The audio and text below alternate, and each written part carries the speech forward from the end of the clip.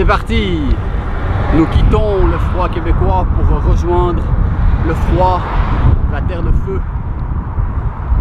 Alors au moins il fait beau, il y a un léger vent de face, mais il fait froid effectivement dans les 4 à 6 degrés. Après un trop bref passage à Montréal, nous entrons aux États-Unis par l'État de New York, direction Richmond en Indiana pour passer quelques jours avec les quelque peu déjantés étudiants de la sympathique université de Earlham. Ce qu'on aime dans l'État de New York, ce sont les larges accotements de la plupart des routes. Le nord de l'État, assez vallonné, est principalement constitué de champs de pommiers, de maïs et de soja. Tofu! On croise quelques noms de villes familiers qu'on aime bien, et d'autres moins. Servette, servette, on t'en cul! Après un passage par Rochester et ses chutes d'eau, puis par Buffalo, la deuxième plus grande ville de l'État, les pommiers font place aux vignes le long de l'immense lac Erie. Et qui dit vigne, dit vigneron, évidemment. Toutes ces vignes dégagent une bien agréable, mais presque trop forte odeur de raisin. Vous savez, ces jus de raisin un peu louches qui sentent un peu trop le raisin, bah c'est ça, du Concorde.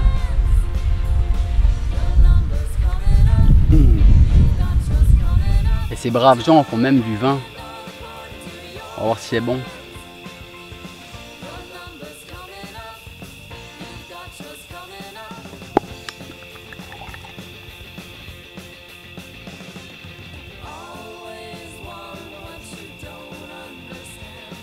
Ça goûte pas mal le jus de raisin alcoolisé. Après un passage éclair en Pennsylvanie, nous voilà déjà à Cleveland, deuxième plus grande ville de l'Ohio après sa capitale, Columbus. Et nous quittons Cleveland après 2 bonnes journées de repos qui nous ont permis de nous reposer un peu les cannes et de terminer la vidéo d'intro.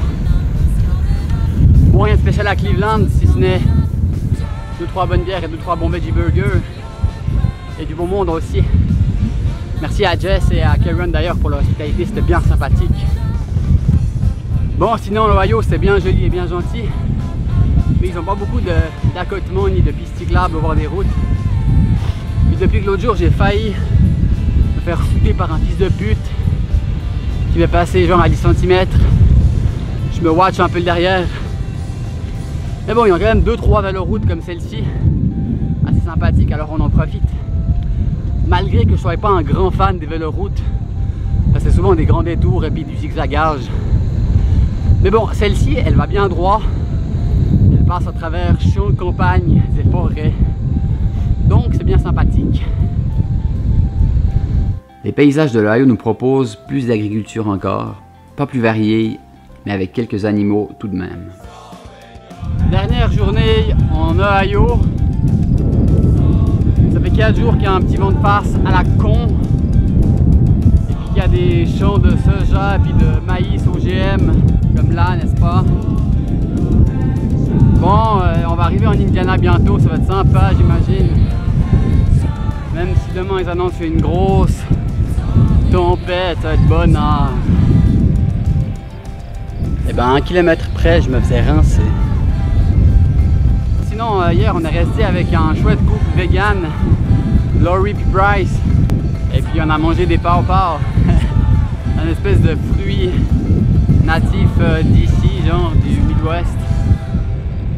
C'est comme un mix entre une mangue et une banane. C'est tout pour ce premier épisode. Dans le second, nous allons passer par le centre des États-Unis pour rejoindre le Texas, avec probablement un temps plus chaud et certainement toujours autant de champs de maïs et de soja. Mais on espère aussi quelques bonnes spécialités états-uniennes. Le cri que nos amours disent, est-ce que tu l'entends, qui traverse le corps dans les tranchées du temps.